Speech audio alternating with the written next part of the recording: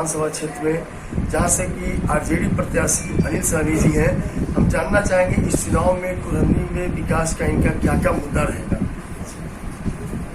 देखिए, कुरहनी विधानसभा क्षेत्र में आज बहुत ही उपेक्षित रहा है, खास करके शोषित, उपेक्षित, दलित, पिछड़ा, अक़लियत और स्वर्ण गरीबों का जो क्षेत्र है, जो विकास होना चाहिए था वो विकास अभी नहीं हो पाया है।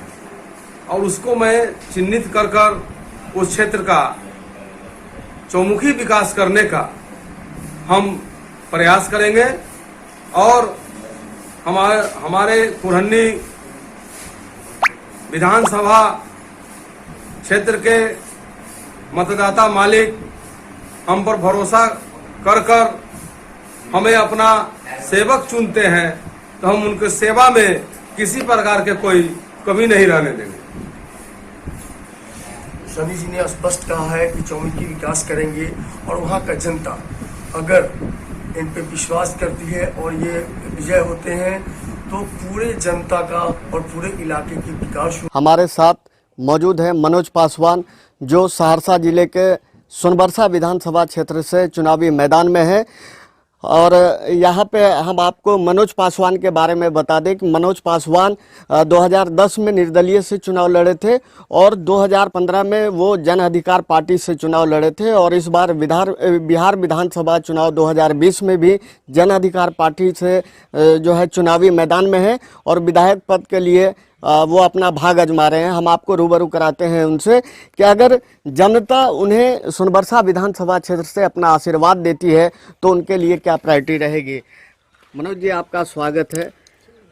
हम ये जानना चाहेंगे आपसे कि अगर जनता आपको सोनबरसा विधानसभा से अपना आशीर्वाद देती है तो आपका जो है कि क्या प्राथमिकता रहेगी सोनबरसा विधानसभा के लिए। की प्राथमिकता यह है कि सोनबरसा 21 पंचायतों का ये प्रखंड है।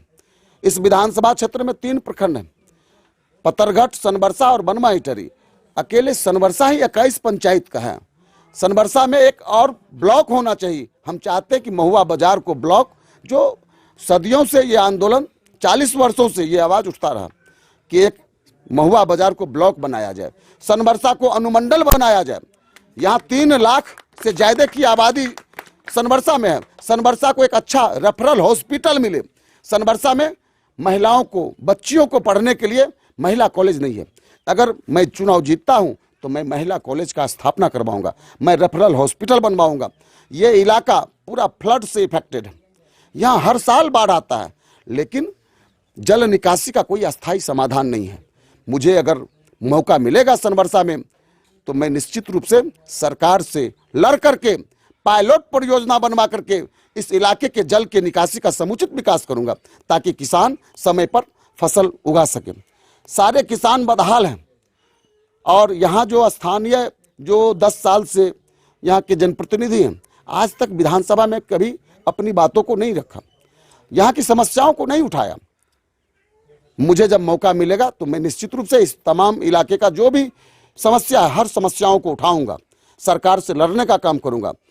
तो ये मनोज पासवान है, जो जन अधिकार पार्टी से चुनावी मैदान में है सोनबरसा विधानसभा क्षेत्र से। इनका कहना है कि अगर जनता हमें मौका देती है तो मूलभूत जो समस्याएं हैं उसको सबसे पहले दूर करने का जो है हम आगे बढ़ करके आएंगे और दूर करने का काम करेंगे। लेकिन सोनबरसा विधानसभा क्षेत्र से जनता विधायक पद का ताज किसके सर सजाती है, ये आने वाला वक्त बताएगा। अभी हम खड़े हैं सरघाटी में और सरघाटी विधानसभा क्षेत्र से AIMIM के उम्मीदवार मसरूर आलम जी से हम बात करेंगे। इनकी हम सबसे पहले एक बार बताते हैं, 1972 में उपेंद्र नाथ वर्मा जी के साथ में राजनीति में आए थे। 10 फरवरी 1975 को जयप्रकाश नारायण आंदोलन में ये जेल भी गए थे। उसके बाद कर्पूरी ठाकुर के आंदोलन में भी ये रहे थे और बहुत सी इनके जो है जब 1972 से राजनीति में है तो इनकी कहीं ना कहीं विशेषता रहा है। और सरघाटी की विधानसभा की धरती के सरघाटी अनुमंडल में इनकी एक नाम है मसरूर आलम। हमेशा से गरीबों के लिए भी लड़ते रहे हैं और कहीं भी कुछ अन्याय देखा इन्होंने तो कुछ ना कुछ इन्होंने ज़रूर किया है। अब हम खुद बात करेंगे मसरूर आलम जी से कि उनकी क्या है इस चुनाव में आने की। मजबूर भाई, आपकी सबसे पहली बात की कशिश तो उसमें कोई नहीं है, टक्कर की प्रोग्राम जो कशिश की कर रही है उसमें आपका स्वागत। आप बताएं, आपके पास पिछले 10 वर्षों से सरहाटी विधायक रहे हैं जेडी से, वो खड़े हैं। एक दुर्गा वाहिनी संगठन में रही थी मंजू अग्रवाल, जिसे आरजेडी से टिकट मिला है, और एक के हम पार्टी से पिछले 2015 में चुनाव लड़े थे डॉक्टर मुकेश कुमार यादव, जो अभी लोजपा से आए हैं। यानी कुल मिलाकर के आपके क्या है 11 कैंडिडेट हैं। क्या लग रहा है आपको कि इनके साथ कैसा टक्कर रहेगा?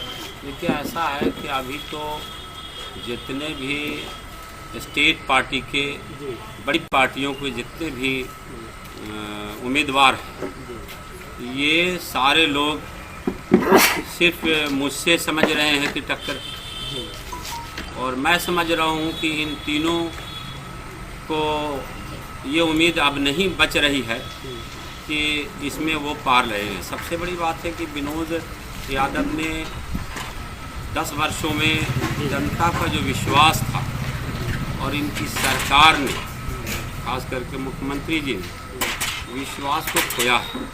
सबसे बड़ी त्रासदी यह है कि गरीबों की लड़ाई किसी ने नहीं लड़ी, और इस इलाके में भ्रष्टाचार बहुत बड़े पैमाने पर व्याप्त है।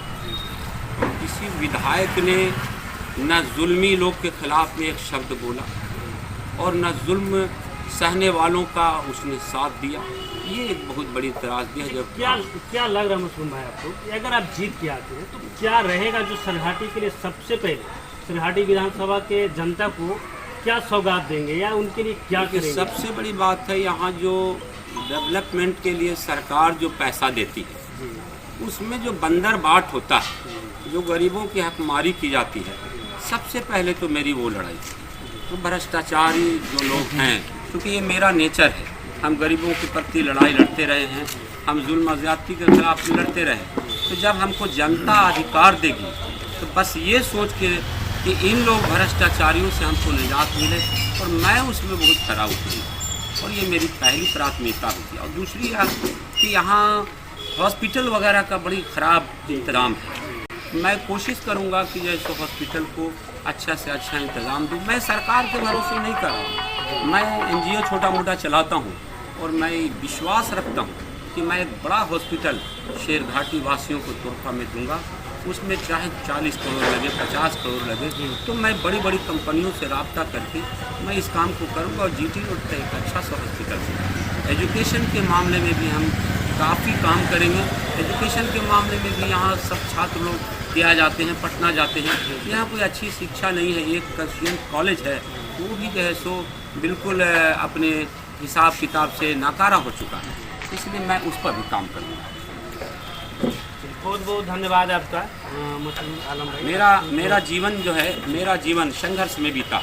1972 से मैं आदरणीय उपेंद्र नाथ वर्मा जी के नेतृत्व में मैंने छोटे बचपन में मैंने उनका हाथ थामा था, और 1972 से मैं पॉलिटिक्स कर रहा हूँ, और मैं गरीब गुरबा में इतना काम करता हूँ। लॉकडाउन में किसी ने कोई बीड़ा नहीं उठाया, लेकिन लॉकडाउन में मैं 3 महीने तक बाहर रहा हूँ और गांव रहा हूँ, और जो सामग्री है यूनाइटेड हेल्पलाइन के नाम पर मैंने जो भी हो सका गरीबों की खिदमत किया है, उनका काम किया है। लाउड स्पीकर लगा करके सारे लोगों को कोरोना से बचाने का पूरा उपाय किया है। जो लोग हॉस्पिटल में थे उनका कुशल क्षेम पूछा है, ये मैंने काम किया है। और हमको विश्वास है कि शेरघाटी की जनता जात पात नहीं, आज सब जात पात से ऊपर उठा हुआ है, और हम सारे लोग ये समझ रहे हैं कि मसरूर आलम से टक्कर है, और मैं समझ रहा हूँ सब लोग मिल करके हमारे पीछे हो जाएंगे। जनता हम पर विश्वास कर बैठी है, और कोई जात पात नहीं। सबसे ज़्यादा तो हमको गरीबों का समर्थन मिल रहा है, और आज गरीबी रेखा के नीचे रहने वाले बहुत ज़्यादा बड़े संख्या में लोग हैं, और वो हमको है। अल्पसंख्यक तो हमको पूरा का पूरा साथ दे रहे हैं। अल्पसंख्यकों में कोई भेदभाव, कोई ऊंच नीच, कोई जो है सो अलग सोच नहीं है, और बहुत अच्छी स्थिति है, और हमें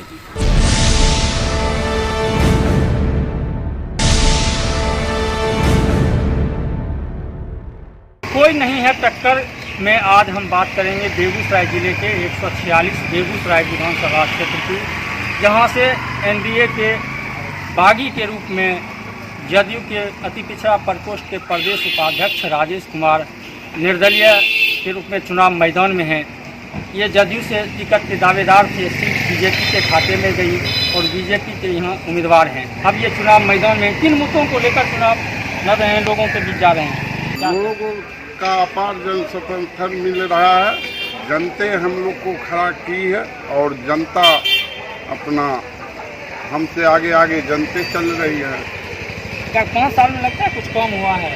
हमको तो नहीं लगता है कि 5 साल में कुछ काम किया। क्षेत्र में जनता ऐसे बखलाहट है, जो जीती हुई विधायक थी कभी नजर क्षेत्र में आने का काम सब जनता यही बोलती है कि मतलब कभी अब आना शुरू की है जब वोट लेने का वक्त आया है।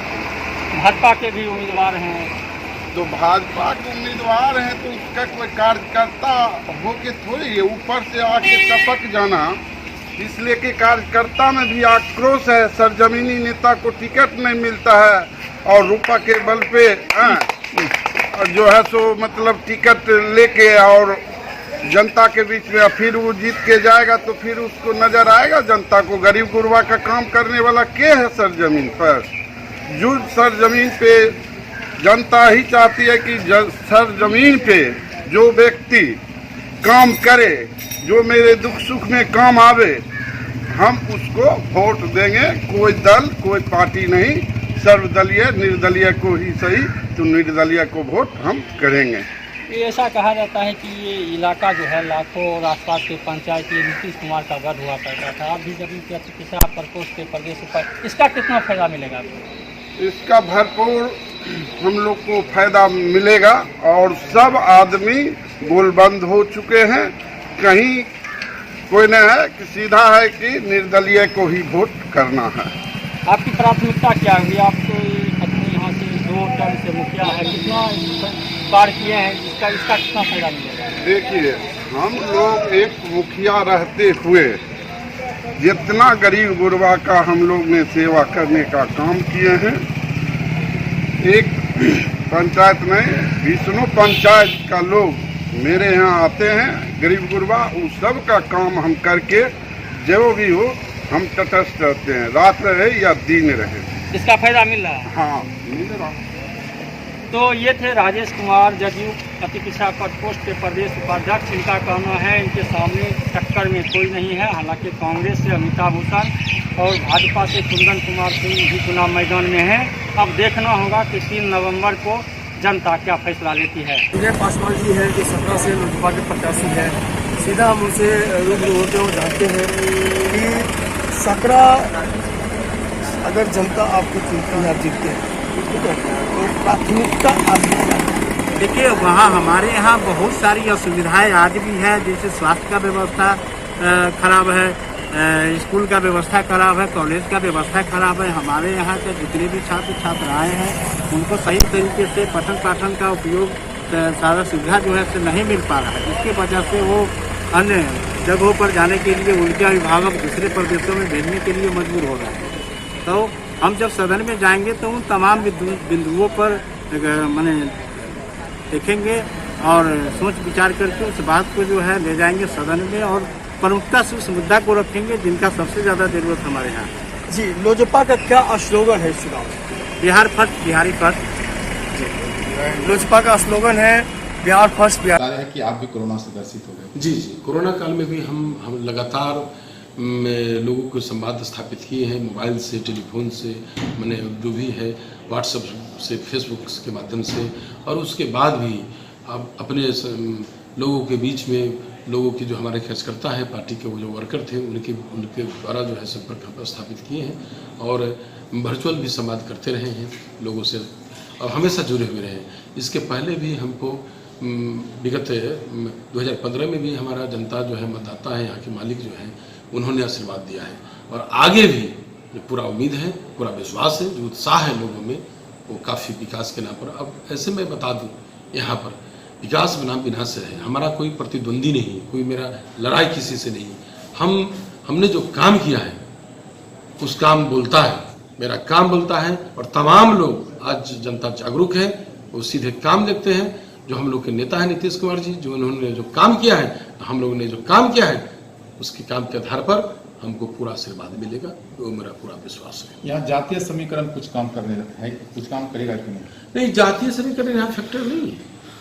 जातीय समीकरण यहाँ कोई फैक्टर नहीं है। यहाँ तमाम समाज के हर वर्गों के लिए हम लोगों ने काम किया है, समाज के हर तबके के लिए काम किया है, और यहाँ सभी लोग का सहयोग आशीर्वाद है, समझे। और जो आप जिस दिशा में आप इशारा कराना चाहते हैं, समझे, तो मैं आपको इस पर स्पष्ट बताएं कि उनको भी जो चेहरा है वो यहाँ 10 साल रहे हैं विधायक, और 10 साल विधायक रहे हैं, उन्होंने क्या किया है। मैं छोटी सी बात बताते हैं, बहुत बड़े बड़े लोग जो है नेता हैं अभी उतर गए हैं मैदान में, और उन चेहरा से पूछिए, आप भी सवाल करिए।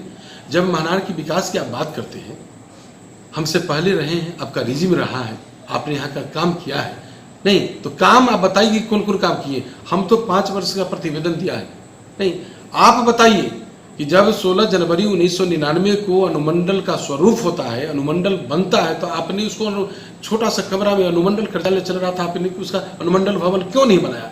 हमसे पहले का विधायक का प्रतिनिधि नहीं थे, और जब आप थे 10 साल थे यहाँ, तो आप बताइए कि कौन सा काम किया। एक भी पावर सब स्टेशन बिजली के सुधार में बनाया हो, एक भी मैंने तो अनुमंडल भवन बनाया है, प्रौद्योगिक केंद्र बनाया है, बुनियादी केंद्र बनाया है, रोड भी देखिए, बड़ा बड़ा रोड, जो जंदाहा से पटोरिया सड़क की क्या स्थिति थी, जंदाहा से कुसर सड़क की क्या स्थिति थी, गुरु चौक से जो महुआ जाती उस सड़क की क्या स्थिति थी, कौन रोड मैंने छोड़ा है।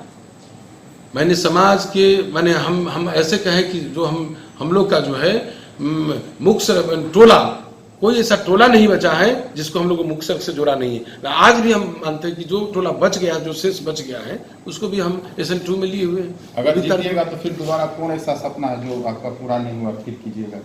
हाँ, बहुत ऐसा है जो हम लोग ये मलाल रह गया है कि हम, जैसे कि हमारा जंदाहा का जो है नगर पंचायत बनाने का है, हमको जल निकासी का था महानार का, और जो NH का जो है उसके किराने में जो जल निकासी जो है, जो हमारा जो हम रूरल इलाका में काफ़ी ध्यान दिए, और जो नगर में जो कुछ काम मैंने थोड़ा सा शेष रह गया है, उसको भी मैं पूरा करूँगा। और मैं आपको बता दूँ कि जनता का जो हम लोग ऐसे भी, हम लोग पहले भी जो हम लोग जाते थे, घूमते थे, टहलते थे, तो लगता था कि से भाई BP लेवल का मामला आता था कि वृद्धा पेंशन, हम जब बुजुर्ग लोग कहते थे कि 60 वर्ष का 80 वर्ष के हो गए, हमको वृद्धा पेंशन नहीं मिल रहा है, हम लोगों ने माननीय मुख्यमंत्री जी से कहा था, और मुख्यमंत्री जी ने उसको तुरंत कार्रवाई करते हुए APL BPL को ही झमेला को समाप्त कर दिए। इस तरह से बहुत जगह विवाद होते थे कि हाँ, घर घर में बंटवारा हो रहा था, जमीन का टुकड़ा होते जा रहे हैं, बंटवारा होते जा रहे हैं, जिस पर विवाद होता था, इनकी जमीन वो बेच दी, उनकी जमीन वो बेच दी। अब तो मात्र 100 रुपया के स्टाम्प पेपर पर अपना पैतृक संपत्ति को निबंधन करा सकते हैं। इस तरह से काम हो रहा है। तो जो काम संज्ञान में आ रहा है, लोगों का जो सुझाव आ रहा है, हम लोग अपने नेता माननीय मुख्यमंत्री जी को अवगत कराते हैं और उस पर त्वरित कार्रवाई करते हैं। और हम समझते हैं कि जो बोले भी, हम लोग तो हर खेत तक के किसान के लिए हर खेत तक के जो है बिजली पहुंचाए हैं कृषि फीडर के माध्यम से। आगे भी हम लोग के नेता माननीय मुख्यमंत्री जी ने कहा है कि आप मौका दीजिएगा तो आपके खेत तक के पानी पहुंचाएंगे। काम तो हम लोग कर रहे हैं, काम मेरा बोलता है। और यहाँ जो है सीधे लड़ाई विकास बनाम विनाश से है। विकास बनाम विनाश के लड़ाई पे ये चुनाव जीतेंगे, और इनके टक्कर में कोई यहाँ पे नहीं है। यहाँ जातीय समीकरण बिल्कुल ध्वस्त हो चुका है। इनका साफ तौर पे कहना है कि इस बार जो चुनाव होगा, हम अपने जो काम किए हैं उसका हम मजदूरी लेंगे। मिलेंगे सरहाटी विधायक डॉक्टर विनोद प्रसाद यादव। सबसे पहले हम बता देते हैं आपको इनके बारे में। ये 2000 में सरहाटी में प्रखंड पंचायत लेवल से पंचायत समिति जीतने के बाद प्रखंड प्रमुख रहे। उसके बाद सिकंदबाड़ी प्रखंड प्रमुख रहे। उसके बाद सरहाटी विधायक 2010 में बने, फिर मंत्री भी बने, 2015 में भी विधायक रहे। 20 साल से ये पंचायत स्तर से राजनीति करते करते आज इस शिखर पे पहुँचे कि बिहार सरकार में एक बार मंत्री पद पे भी काबिज रहे।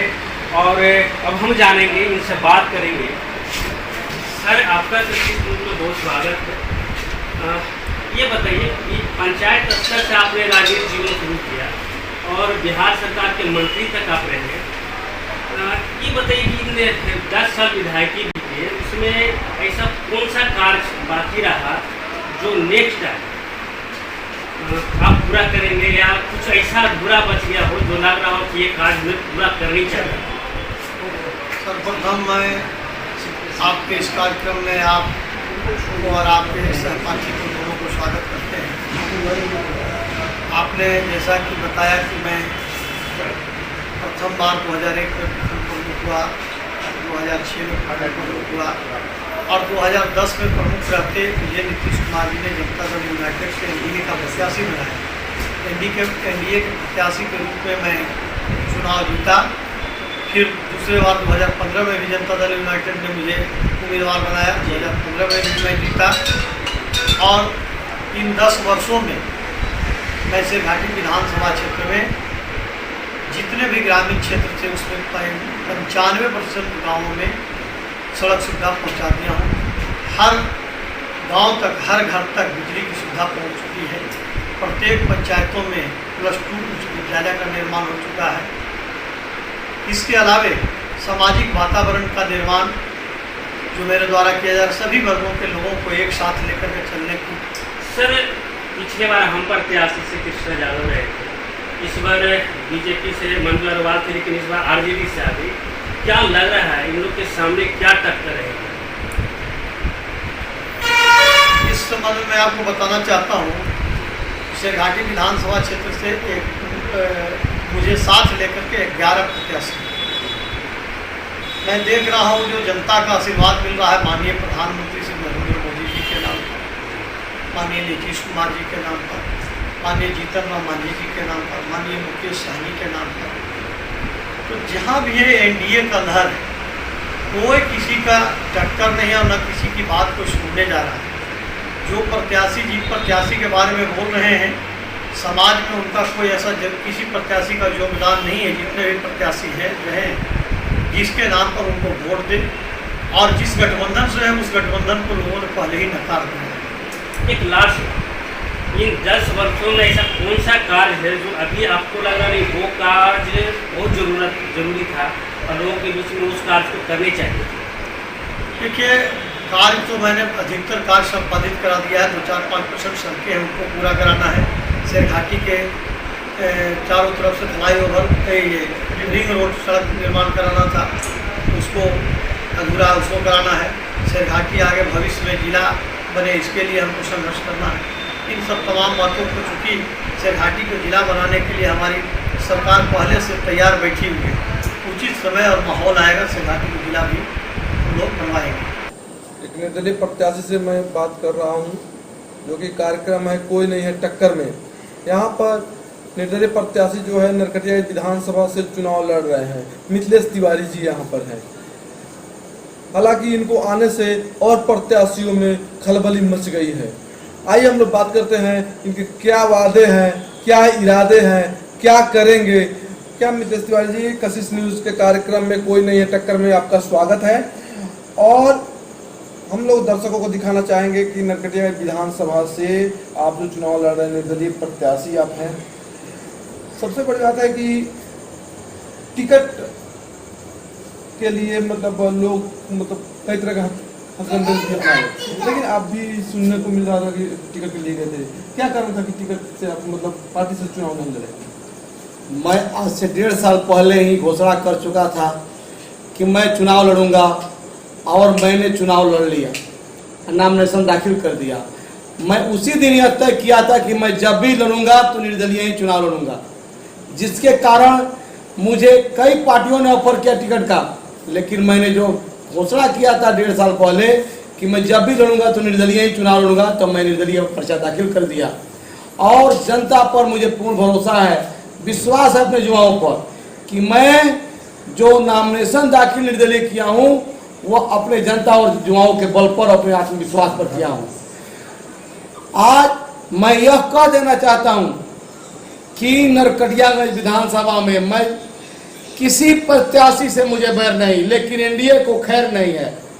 हर पार्टी को जितने प्रत्याशी हैं, मैं किसी प्रत्याशी से मुझे बैर नहीं है, लेकिन पार्टी वालों को जो पार्टी के टिकट बिक्री कर रहे हैं, जो पार्टी आज उनके साथ जनता को भगवा रहे हैं। एक बात बताइए, मैं 1.5 साल से हर विधानसभा का हर मुद्दा को उठा रहा हूँ।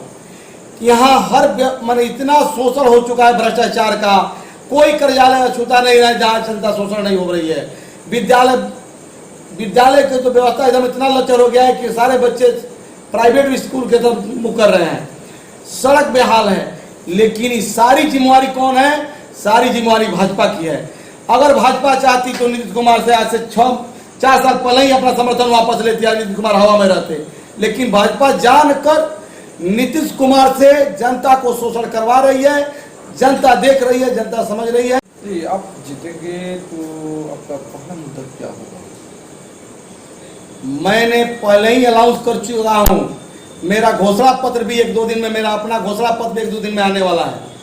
मैं कह दिया हूं कि मैं जीता तो 1 सप्ताह के भीतर नरकड़ियाल के हर कार्यालय को भ्रष्टाचार मुक्त कर दूंगा।